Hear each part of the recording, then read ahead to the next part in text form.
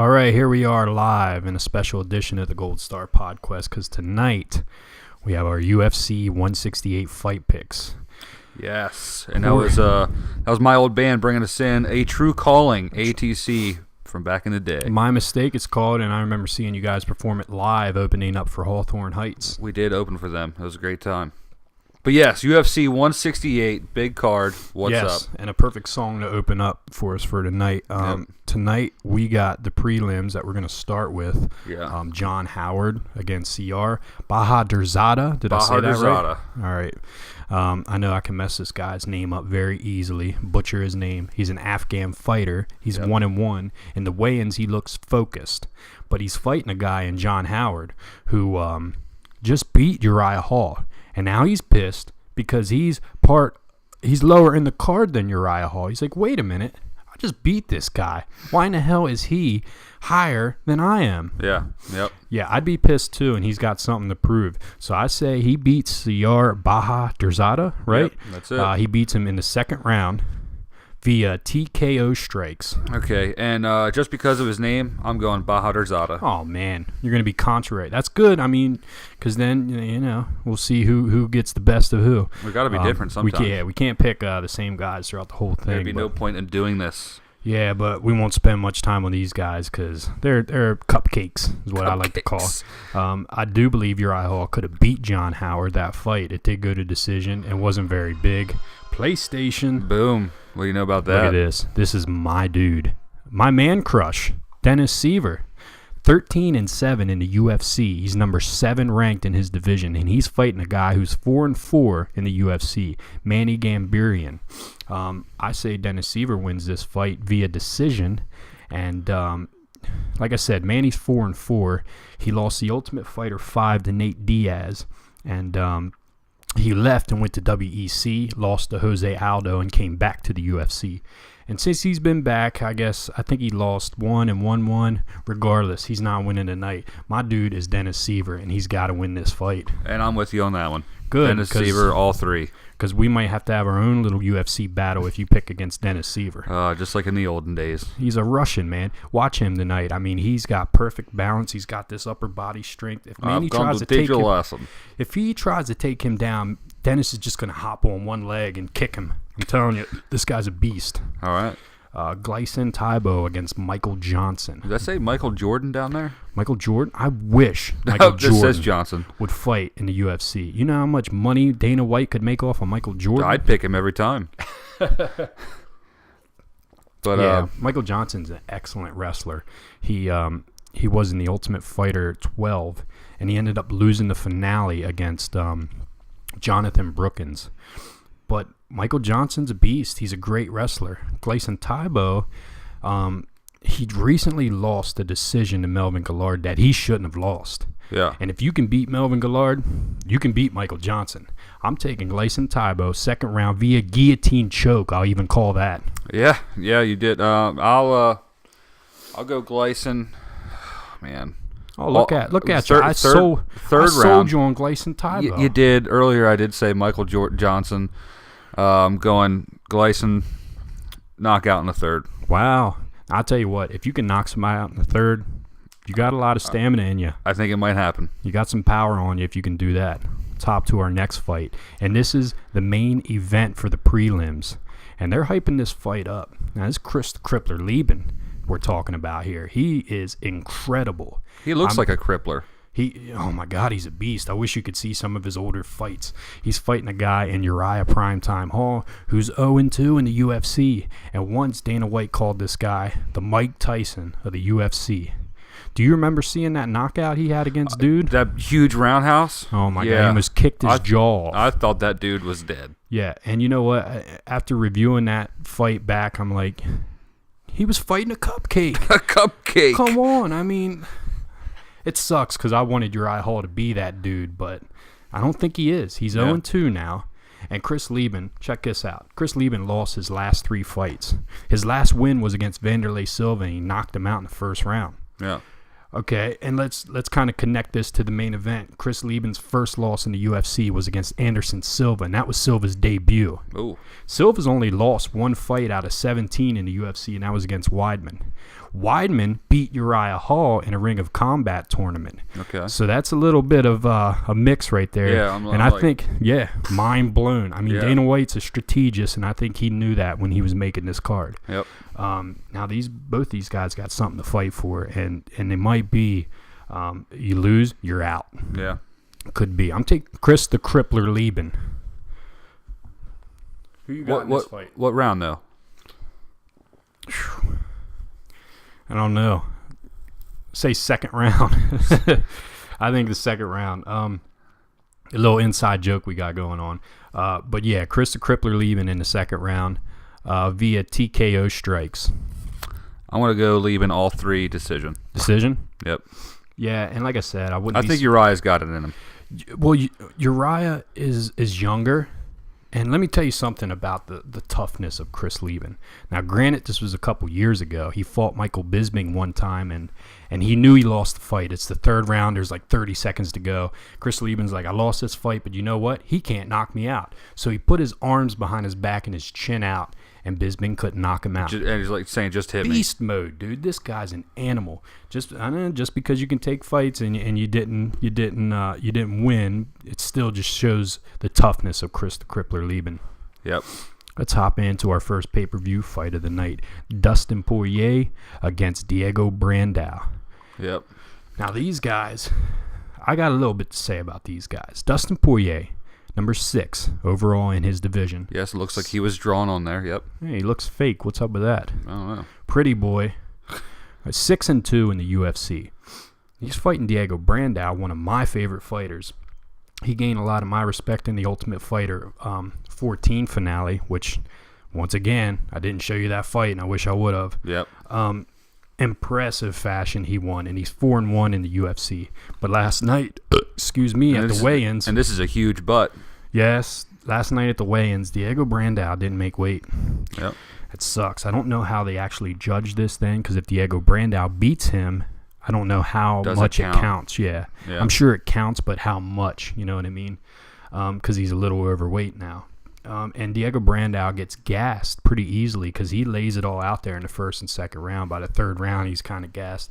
But I still say Diego Brandao wins this fight by decision. Just because of the whole weigh-in dispute, I'm going to go Dustin just because of that. Hey, it's good to be contrary. And you know what? Dustin was pissed that he didn't make weight. He's like, "What? You're not taking me serious enough?" He might be amped just to beat him just because of that. Right. It could go either way, but Diego Brandao's my dude, and I gotta go with my dude. Yep. Next fight, we shouldn't even be talking about this fight. I mean, come on, Jim Miller against Fabricio Camoes. Look at Jim Miller's record, 22-4. Look at his face. He looks like that guy from the Gangs of New York. He killed Bill the Butcher. Yeah, he killed Liam Neeson in the first 5 minutes. It's Abraham Lincoln against Fabricio Camoes. What do you know? Yeah, look, Jim Miller, 22-4. His 4 losses are to Benson Henderson, Frankie Edgar, Gray Maynard, Nate Diaz, 4 of the top guys in the game. So that record, not bad losses. No, look, it's almost like it shines. It's like that 4 losses just shining at you. Anyway, Jim Miller against the guy who's 1-2-1 in the UFC. Jim Miller's going to knock this guy out in the first round. Now, maybe they know something I don't know. I say second round he knocks him out. Second round? Yep. That could be, but I say Jim Miller definitely wins this fight. Yeah, I don't even know. They must know something about Fabricio that I don't, to put him up against a guy like Jim Miller. Sleeper pick. Yeah, and what sucks is Jim Miller's not going to get a whole lot out of this win. Like, you're fighting a cupcake again. So it's like... You and these cupcakes. Right, how far are you going to move up the ladder beating a guy that's not that good? Why he even took his fight, I'll never know. Maybe he just wants to, get out there and loosen it up a little bit. I'm telling you, wow, there it is. There it is. This is the fight that I'm most excited for. 2 heavyweights. Yes. Josh, listen to this nickname. The War Master Barnett. Look at him. Master. Look at. He's a beast. He looks like a Viking. A savage Viking with axes. He comes to the ring with axes. I could see that in a helmet, a Viking helmet. He doesn't even wear a helmet. I know. Nope. Dude, this guy is an animal. He's 33-6 in his MMA career. He's the longest reigning UFC This is his heavyweight 40th champion. fight. 40 fights in the MMA. That's veteran status right there. Yep. But he's not fighting a cupcake. No. He's fighting Travis Browne. He's fighting a guy who defeated Alistair Overeem. In his last fight, yes. And it wasn't that long ago. For him to take a fight this early and against Josh Barnett, he wants to move up the ladder. He wants that title shot. Yeah. They both want that title shot. Who's going to get that title shot? Josh Barnett. I'm on the same page. I think Josh Barnett wins this fight. Now, like I said, with all the other fights so far, I wouldn't be surprised, besides the Jim Miller, I wouldn't be surprised if Travis Browne would win this fight. All these fights can go either way. It's such a great card. But I got to go with the War Master. Yep. I'm going. I say there's going to be a knockout in the third round. Third? Yeah. Dude, they're heavyweights, man. I know I picked this fight before. I can't remember what I did say. I know you got a checklist of what we did earlier. You said the second round. Second submission. round submission. Yeah. Barnett over Travis Browne. No matter what round you call it, Travis Browne is losing this fight. You still saying second round submission? Yeah, I'm going to call that, definitely.